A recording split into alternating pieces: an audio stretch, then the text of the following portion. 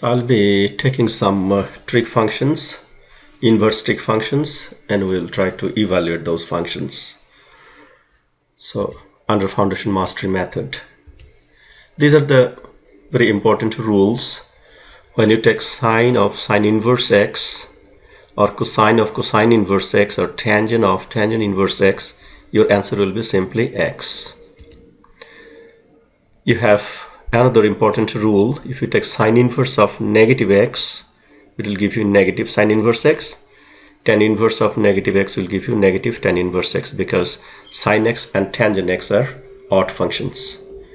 But cosine is even function. So when you have inverse cosine and negative x, that should come out as pi minus cosine inverse x.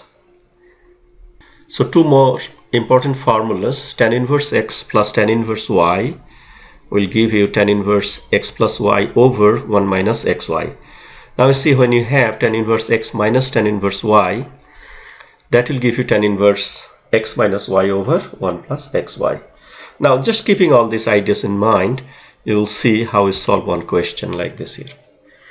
So we have cosine of tan inverse 4 over 3 minus cosine inverse 7 over 25. So in this problem, my focus will be on this two here.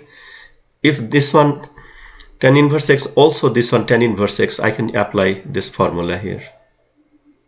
You can see this formula I can apply. So we'll try to figure out what is cosine inverse 7 over 25. So let me take a blackboard and then just work on that. So you had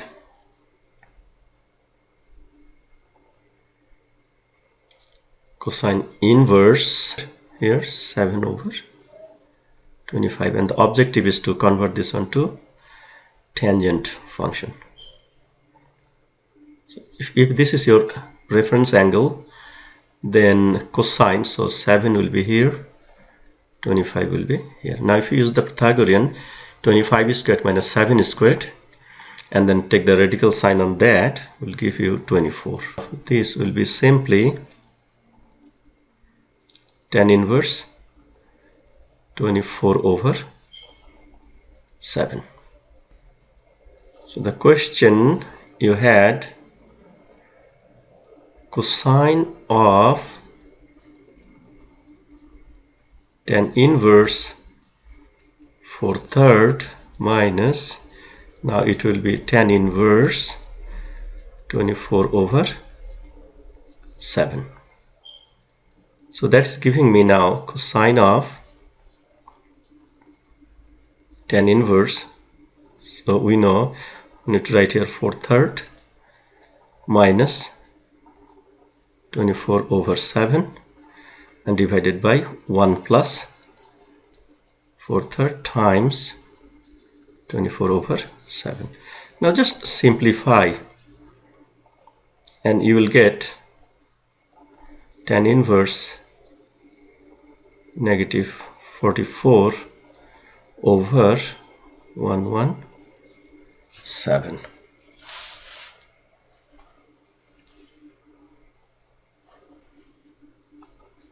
Now what happens?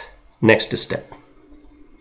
We know tan inverse of negative sign will come in front, so you can get cosine of negative tan inverse 44 over 117. What is the next step? As we said, cosine is an even function, so this negative will be removed. So simply you get cosine of tan inverse 44 over 117. Okay, so what is the next step? Let me just see here. I have cosine. If I can just convert this into cosine inverse, then I'm done. So let me take all these values again here in this right triangle and convert my result of tan inverse to cosine. So what do you see? Tan inverse 44, so 44 should go here and 117 should go here. And then when you use Pythagorean again, square root of 117 squared plus 44 squared, after simplification you'll find it 125. So that's your hypotenuse. So let me have some space, and then we continue for this problem. So then we end up with, I'm coming from this line, so I'm getting here cosine of, now cosine inverse, I will get now 117 over 125. So then cosine of cosine inverse now will give me 117 over 125, and we are done. So in this problem now is a 117 over 125. That's your answer for this problem. So you want to verify this one in the calculator, quickly you can do that. So I will just type now here, go to cosine, and then you have tan inverse second, tan inverse you have 4/3, 4 over 3, then you have minus second cosine inverse, so I get 7 over 25, and hit enter. So you see that your answer is 0.936. Now let's verify what we have. 117, I'm sorry, I have 117 divided by 125. So my answer exactly matches. So this is the answer. We'll go to the next example. You have now to evaluate sine inverse 4/5 plus cosine inverse negative 7 over 25. So in this case, remember that I have cosine inverse negative x will give me pi minus this. So let me go to the blackboard. Okay, so question we had, sine of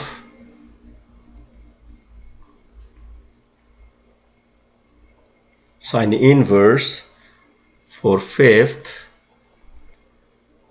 plus cosine inverse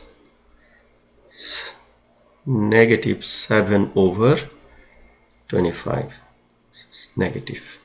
So what we have learned is sine of sine inverse 4/5 plus pi minus cosine inverse 7 over 25. That you understand, because if you have a negative here inside, so you can pull this one with a pi. Now it is just like sine of pi plus this together. So you're basically going to the third quadrant.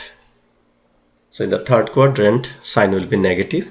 So I'm getting a negative sign here, and I can ignore this pi. So I end up with negative sine inverse 4/5 minus cosine inverse 7 over 25. So I don't have to think about the quadrant anymore. Negative. So next step will be negative sine of, now I have this sine inverse, so I want to take one right triangle. So this is my reference angle. Since it is sine, so this will be 4, this will be 5. By Pythagorean you can see it is 3. So this one is same as tan inverse 4/3.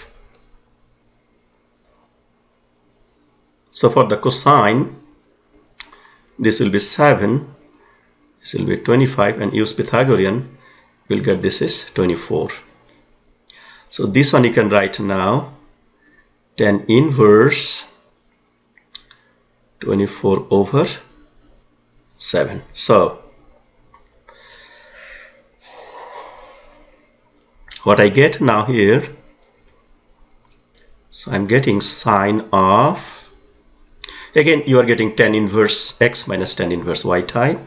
So you write tan inverse 4/3 minus 24 over 7 all over 1 plus 4/3 24 over 7. So when you simplify, you get sine of tan inverse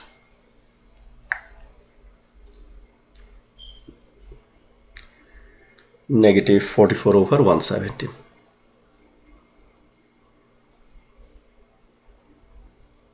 And remember, this is a negative sign here, will come in front, and then since sine is a function, that one will come outside. So you end up with sine of tan inverse 44 over 117. So what is the next step? So now I have tan inverse 44 over 117. So one more time, rearrange your values here. So now you understand this is tan inverse, so we will have 44 in this side, 117 will be here. When you again use Pythagorean, you will get 125 is here. So let me take some space here. So what we have now, it is like sine of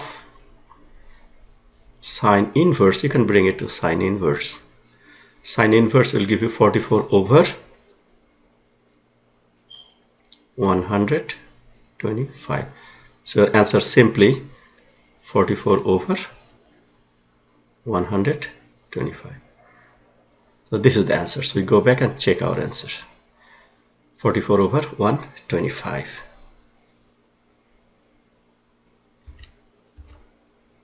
Thanks.